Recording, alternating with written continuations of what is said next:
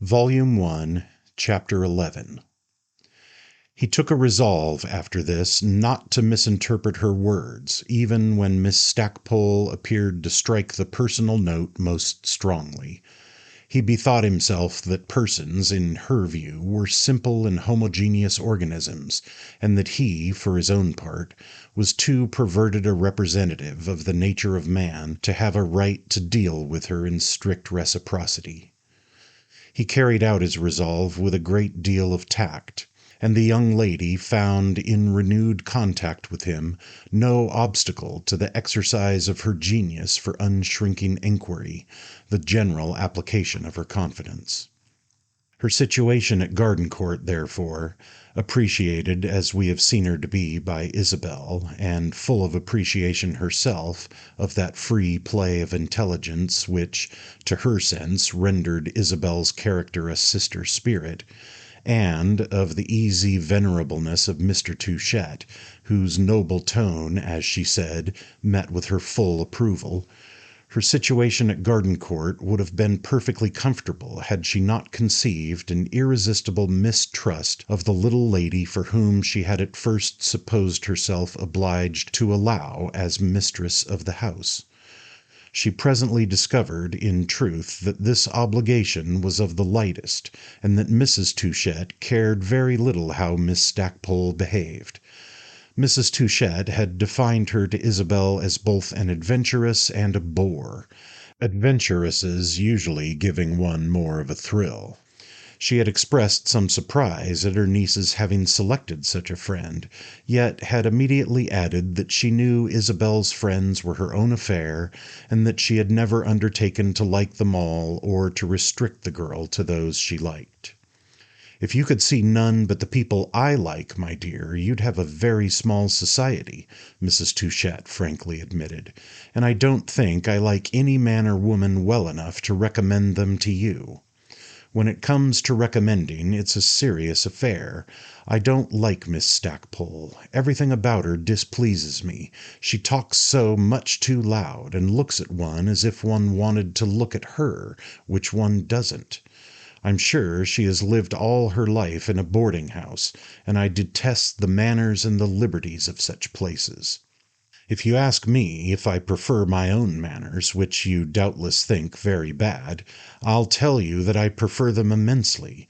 Miss Stackpole knows I detest boarding-house civilization, and she detests me for detesting it, because she thinks it the highest in the world. She'd like Gardencourt a great deal better if it were a boarding-house. For me, I find it almost too much of one. We shall never get on together, therefore, and there's no use trying." Mrs. Touchett was right in guessing that Henrietta disapproved of her, but she had not quite put her finger on the reason. A day or two after Miss Stackpole's arrival, she had made some invidious reflections on American hotels, which excited a vein of counter-argument on the part of the correspondent of the Interviewer, who, in the exercise of her profession, had acquainted herself, in the Western world, with every form of caravansary. Henrietta expressed the opinion that American hotels were the best in the world, and Mrs. Touchett, fresh from a renewed struggle with them, recorded a conviction that they were the worst. Ralph, with his experimental geniality, suggested, by way of healing the breach, that the truth lay between the two extremes, and that the establishments in question ought to be described as fair middling. This contribution to the discussion, however, Miss Stackpole rejected with scorn. Middling indeed! If they were not the best in the world, they were the worst, but there was nothing middling about an American hotel. "We judge from different points of view, evidently," said Mrs. Touchett. "I like to be treated as an individual. You like to be treated as a party."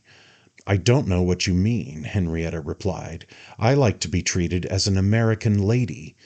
"Poor American ladies!" cried Mrs. Touchett with a laugh. "They're the slaves of slaves."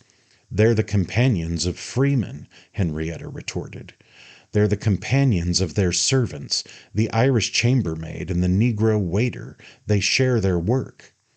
Do you call the domestics in an American household slaves? Miss Stackpole inquired. If that's the way you desire to treat them, no wonder you don't like America. If you've not good servants, you're miserable, Mrs. Touchette serenely said. They're very bad in America, but I've 5 perfect ones in Florence. I don't see what you want with 5, Henrietta couldn't help observing. I don't think I should like to see 5 persons surrounding me in that menial position. I like them in that position better than in some others, proclaimed Mrs. Touchette with much meaning. Should you like me better if I were your butler, dear? Her husband asked. I don't think I should. You wouldn't at all have the tenue. The companions of Freeman. I like that, Miss Stackpole, said Ralph. It's a beautiful description. When I said Freeman, I didn't mean you, sir. And this was the only reward that Ralph got for his compliment. Miss Stackpole was baffled. She evidently thought there was something treasonable in Mrs. Touchette's appreciation of a class which she privately judged to be a mysterious survival of feudalism. It was perhaps because her mind was oppressed with this image that she suffered some days to elapse before she took occasion to say to Isabel, "My dear friend, I wonder if you're growing faithless." "Faithless? Faithless to you, Henrietta? No, that would be a great pain, but it's not that. Faithless to my country, then? Ah, that I hope will never be. When I wrote to you from Liverpool, I said I had something particular to tell you. You've never asked me what it is. Is it because you've suspected?" "Suspected what? As a rule, I don't think I suspect," said Isabel. "I remember now that phrase in your letter, but I confess I had forgotten it. What have you to tell me?" Henrietta looked disappointed, and her steady gaze betrayed it. "You don't ask that right, as if you thought it important. You're changed. You're thinking of other things." "Tell me what you mean, and I'll think of that." "Will you really think of it? That's what I wish to be sure of." "I've not much control of my thoughts, but I'll do my best," said Isabel. Henrietta gazed at her in silence for a period which tried Isabel's patience, so that our heroine added at last, "Do you mean that you're going to be married?" "Not till I've seen Europe," said Miss Stackpole. "What are you laughing at?" she went on. "What I mean is that Mr. Goodwood came out in the steamer with me." "Ah," Isabel responded.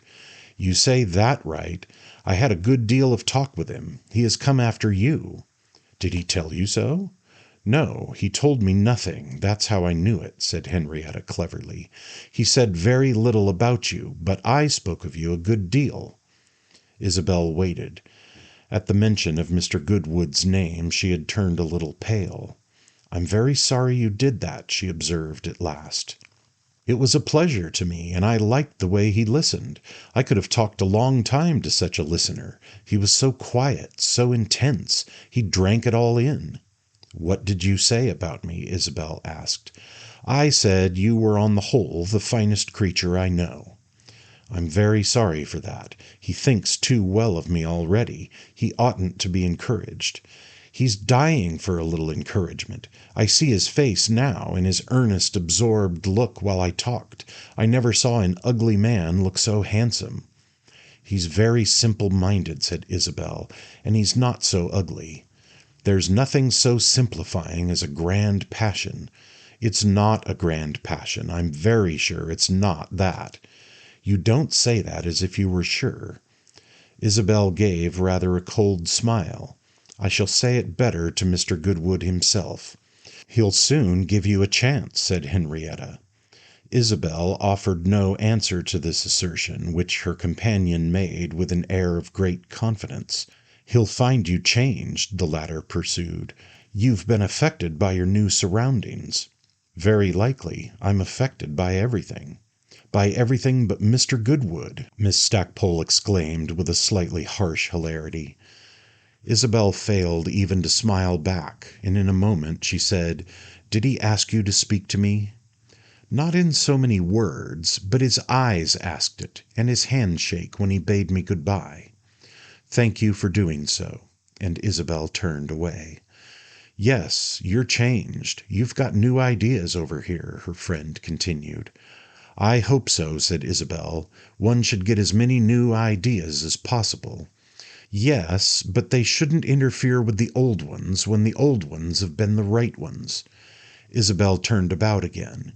"If you mean that I had any idea with regard to Mr. Goodwood—" But she faltered before her friend's implacable glitter. "My dear child, you certainly encouraged him." Isabel made for the moment as if to deny this charge, instead of which, however, she presently answered, "It's very true. I did encourage him." And then she asked if her companion had learned from Mr. Goodwood what he intended to do. It was a concession to her curiosity, for she disliked discussing the subject and found Henrietta wanting in delicacy. "I asked him, and he said he meant to do nothing," Miss Stackpole answered. "But I don't believe that. He's not a man to do nothing. He is a man of high, bold action. Whatever happens to him, he'll always do something, and whatever he does will always be right." "I quite believe that."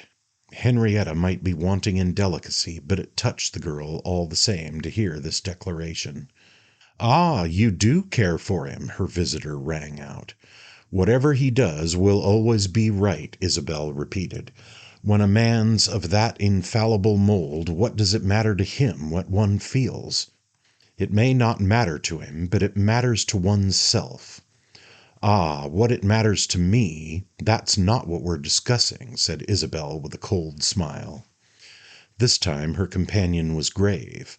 "Well, I don't care. You have changed. You're not the girl you were a few short weeks ago, and Mr. Goodwood will see it. I expect him here any day." "I hope he'll hate me then," said Isabel. "I believe you hope it about as much as I believe him capable of it."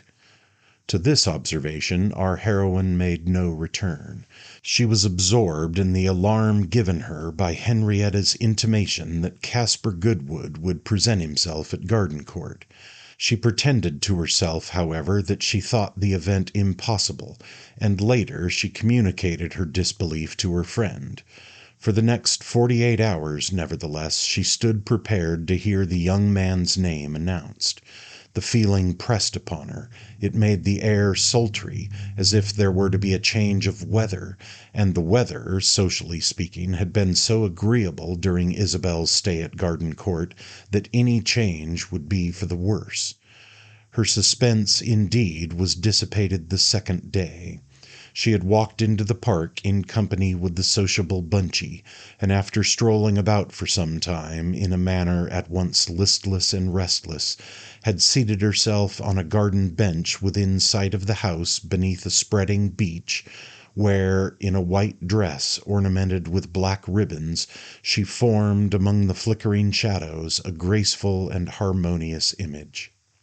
She entertained herself for some moments with talking to the little terrier, as to whom the proposal of an ownership divided with her cousin had been applied as impartially as possible, as impartially as Bunchy's own somewhat fickle and inconstant sympathies would allow. But she was notified for the first time on this occasion of the finite character of Bunchy's intellect. Hitherto she had been mainly struck with its extent. It seemed to her at last that she would do well to take a book. Formerly, when heavy-hearted, she had been able, with the help of some well-chosen volume, to transfer the seat of consciousness to the organ of pure reason. Of late, it was not to be denied, literature had seemed a fading light, and even after she had reminded herself that her uncle's library was provided with a complete set of those authors which no gentleman's collection should be without, she sat motionless and empty-handed, her eyes bent on the cool green turf of the lawn. Her meditations were presently interrupted by the arrival of a servant who handed her a letter. The letter bore the London postmark, and was addressed in a hand she knew, that came into her vision, already so held by him, with the vividness of the writer's voice or his face. This document proved short, and may be given entire. "My dear Miss Archerspan, I don't know whether you will have heard of my coming to England, but even if you have not, it will scarcely be a surprise to you. You will remember that when you gave me my dismissal at Albany 3 months ago, I did not accept it. I protested against it. You, in fact, appeared to accept my protest and to admit that I had the right on my side. I had come to see you with the hope that you would let me bring you over to my conviction. My reasons for entertaining this hope had been of the best, but you disappointed it. I found you changed, and you were able to give me no reason for the change. You admitted that you were unreasonable, and it was the only concession you would make, but it was a very cheap one, because that's not your character. No, you are not, and you never will be, arbitrary or capricious. Therefore, it is that I believe you will let me see you again. You told me that I'm not disagreeable to you, and I believe it, for I don't see why that should be. I shall always think of you. I shall never think of anyone else. I came to England simply because you were here. I couldn't stay at home after you had gone. I hated the country because you were not in it. If I like this country at present, it is only because it holds you. I have been to England before, but have never enjoyed it much. May I not come and see you for half an hour? This, at present, is the dearest wish of yours faithfully, Caspar Goodwood. Isabel read this missive with such deep attention that she did not perceive an approaching tread on the soft grass. Looking up, however, as she mechanically folded it, she saw Lord Warburton standing before her. Volume 1, Chapter 12. She put the letter into her pocket and offered her visitor a smile of welcome, exhibiting no trace of discomposure, and half surprised at her coolness. "They told me you were out here," said Lord Warburton, "and as there was no one in the drawing-room, and it's really you that I wished to see, I came out with no more ado." Isabel had got up. She felt a wish for the moment that he should not sit down beside her. "I was just going indoors." "Please don't do that. It's much jollier here. I've ridden over from Lochley. It's a lovely day." His smile was particularly friendly and pleasing, and his whole person seemed to emit that radiance of good feeling and good fare which had formed the charm of the girl's first impression of him. It surrounded him like a zone of fine June weather. "We'll walk about a little, then," said Isabel, who could not divest herself of the sense of an intention on the part of her visitor, and who wished both to elude the intention and to satisfy her curiosity about it. It had flashed upon her vision once before, and it had given her, on that occasion, as we know, a certain alarm. This alarm was composed of several elements, not all of which were disagreeable. She had indeed spent some days in analyzing them, and had succeeded in separating the pleasant part of the idea of Lord Warburton's making up to her from the painful. It may appear to some readers that the young lady was both precipitate and unduly fastidious, but the latter of these facts, if the charge be true, may serve to exonerate her from the discredit of the former. She was not eager to convince herself that a territorial magnate, as she had heard Lord Warburton called, was smitten with her charms, the fact of a declaration from such a source carrying with it really more questions than it would answer. She had received a strong impression of his being a personage, and she had occupied herself in examining the image so conveyed. At the risk of adding to the evidence of her self-sufficiency, it must be said that there had been moments when this possibility of admiration by a personage represented to her an aggression almost to the degree of an affront, quite to the degree of an inconvenience. She had never yet known a personage. There had been no personages in this sense in her life. There were probably none such at all in her native land. When she had thought of individual eminence, she had thought of it on the basis of character and wit, of what one might like in a gentleman's mind and in his talk. She herself was a character, she couldn't help being aware of that, and hitherto her visions of a completed consciousness had concerned themselves largely with moral images, things as to which the question would be whether they pleased her sublime soul. Lord Warburton loomed up before her, largely and brightly, as a collection of attributes and powers which were not to be measured by this simple rule, but which demanded a different sort of appreciation, an appreciation that the girl, with her habit of judging quickly and freely, felt she lacked patience to bestow. He appeared to demand of her something that no one else, as it were, had presumed to do. What she felt was that a territorial, a political, a social magnate had conceived the design of drawing her into the system in which he rather invidiously lived and moved.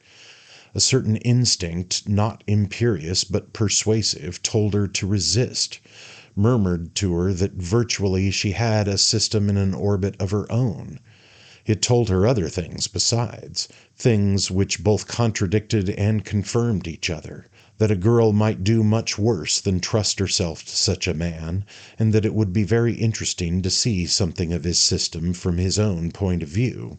That, on the other hand, however, there was evidently a great deal of it which she should regard only as a complication of every hour, and that even in the whole there was something stiff and stupid which would make it a burden. Furthermore, there was a young man lately come from America who had no system at all, but who had a character of which it was useless for her to try to persuade herself that the impression on her mind had been light. The letter she carried in her pocket all sufficiently reminded her of the contrary.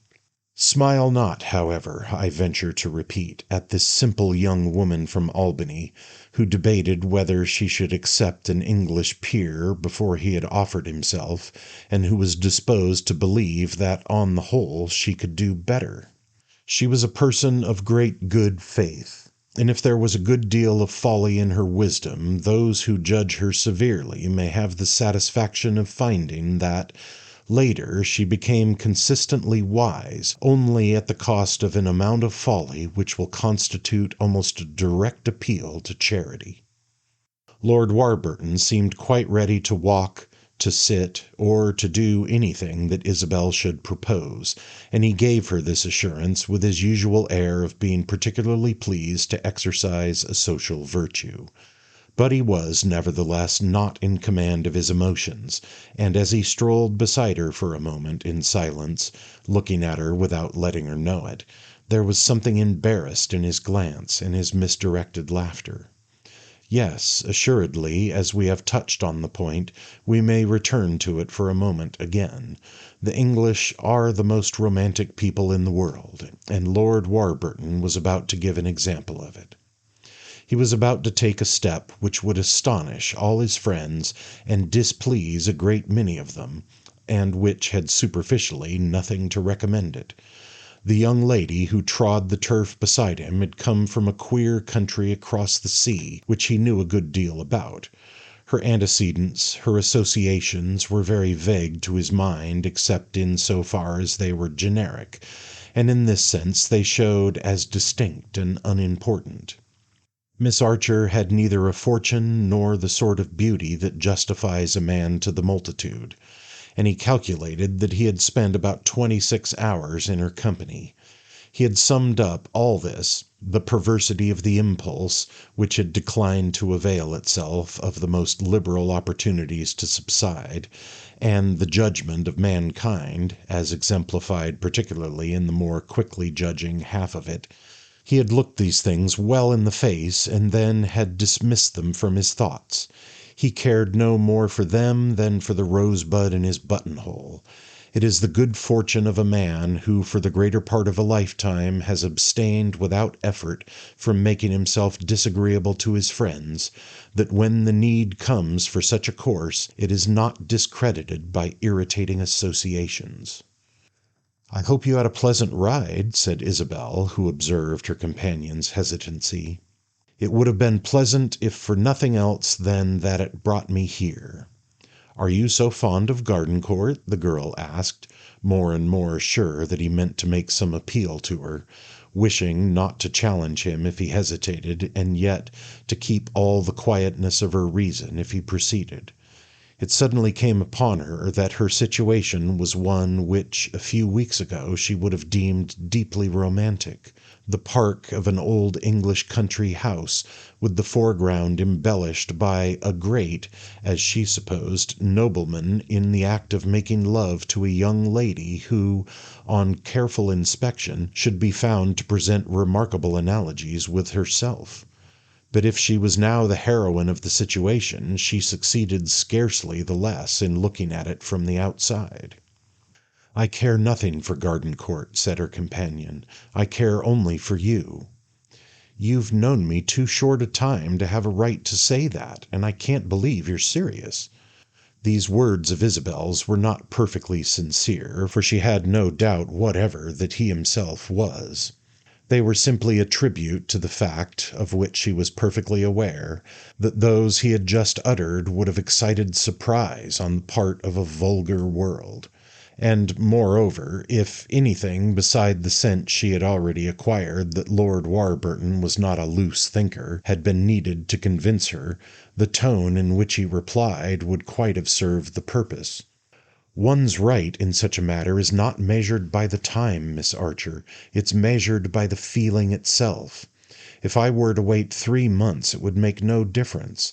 I shall not be more sure of what I mean than I am today. Of course, I've seen you very little, but my impression dates from the very first hour we met. I lost no time. I fell in love with you then. It was at first sight, as the novels say. I know now that's not a fancy phrase, and I shall think better of novels for evermore. Those 2 days I spent here settled it. I don't know whether you suspected I was doing so, but I paid, mentally speaking, I mean, the greatest possible attention to you. Nothing you said, nothing you did, was lost upon me. When you came to Lockley the other day, or rather when you went away, I was perfectly sure. Nevertheless, I made up my mind to think it over and to question myself narrowly. I've done so. All these days I've done nothing else. I don't make mistakes about such things. I'm a very judicious animal.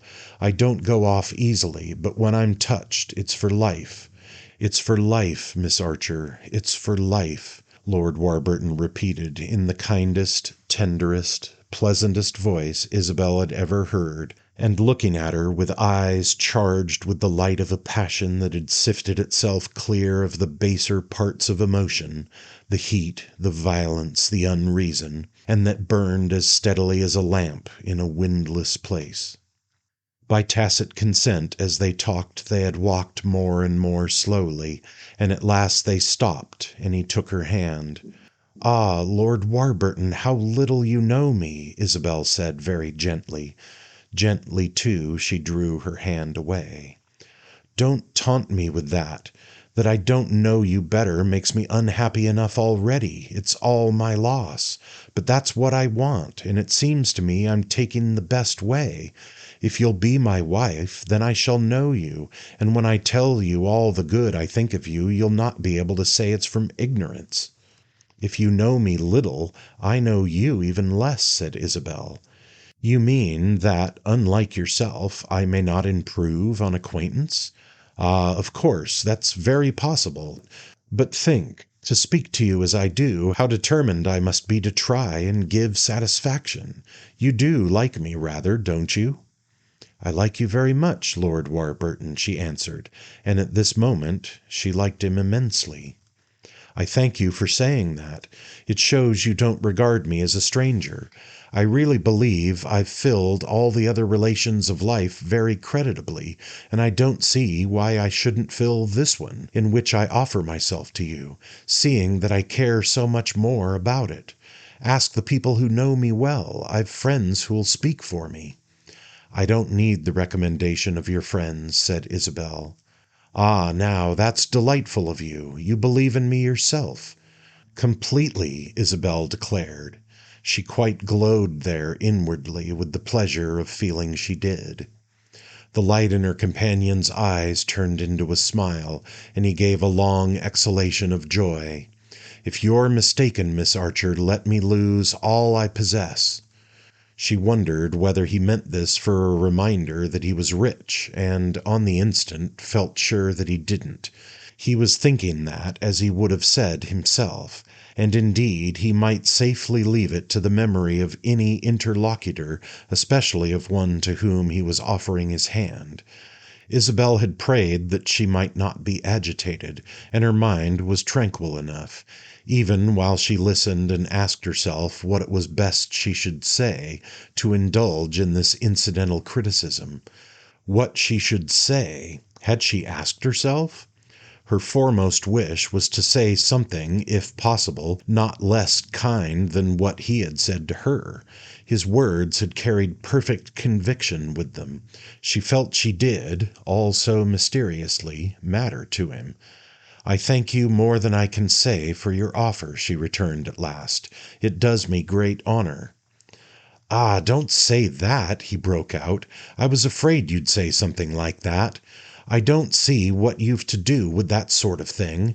I don't see why you should thank me. It's I who ought to thank you for listening to me, a man you know so little coming down on you with such a thumper.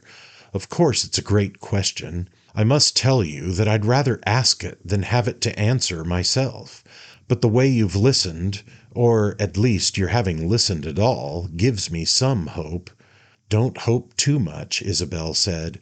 "Oh, Miss Archer," her companion murmured, smiling again in his seriousness, as if such a warning might perhaps be taken but as the play of high spirits, the exuberance of elation.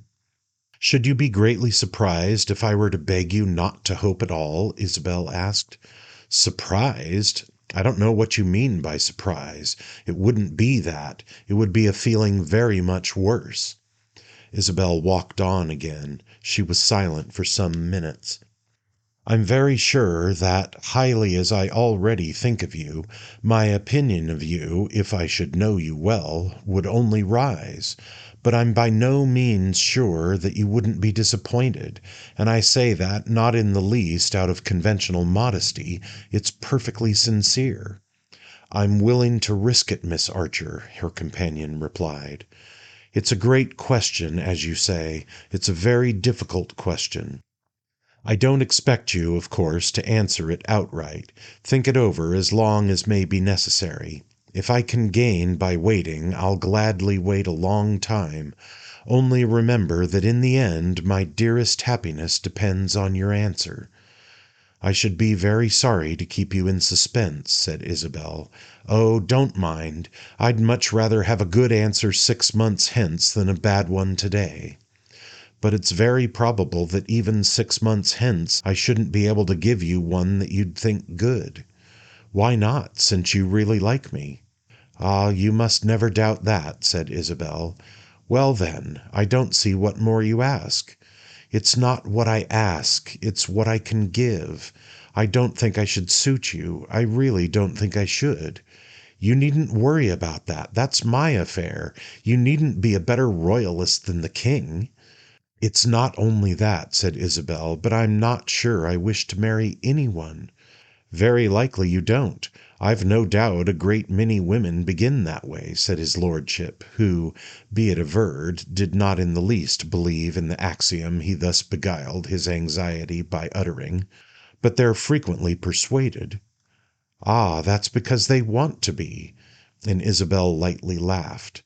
Her suitor's countenance fell, and he looked at her for a while in silence. "I'm afraid it's my being an Englishman that makes you hesitate," he said presently.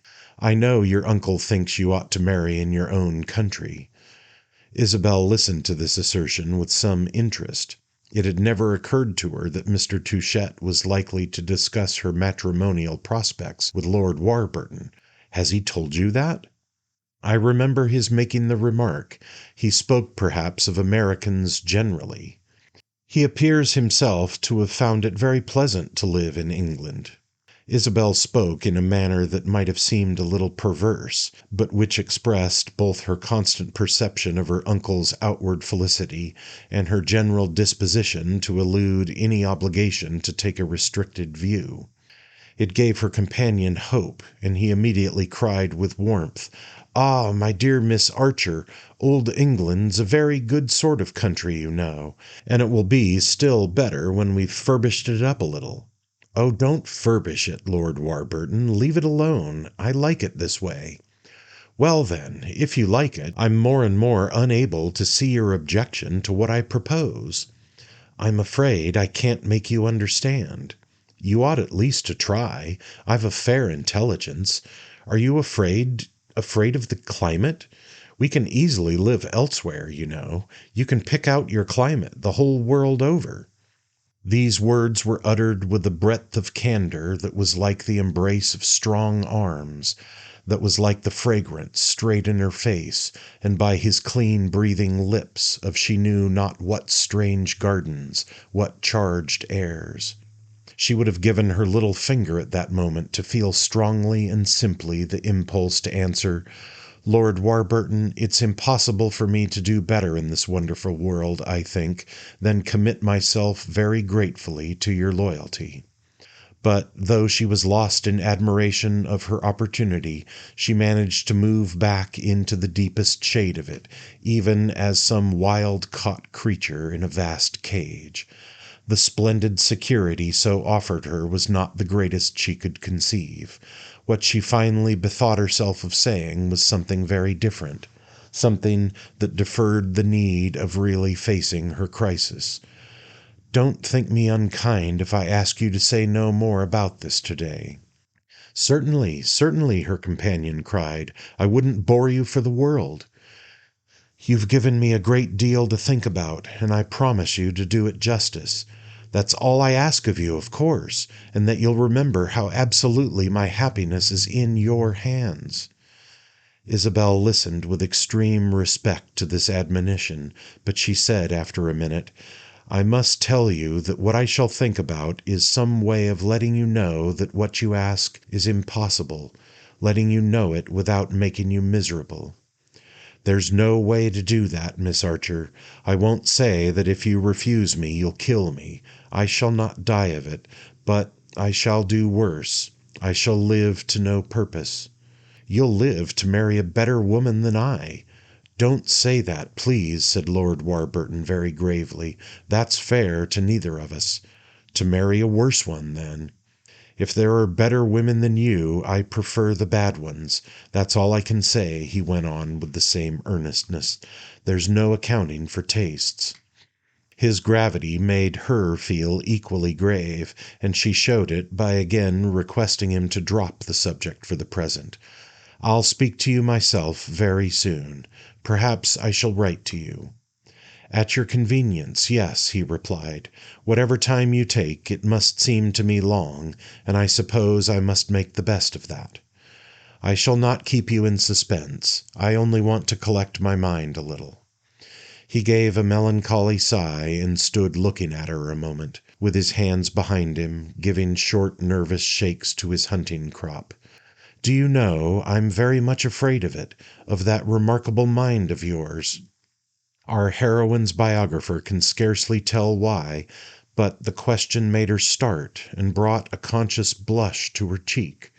She returned his look a moment, and then, with a note in her voice that might almost have appealed to his compassion, So am I, my lord, she oddly exclaimed.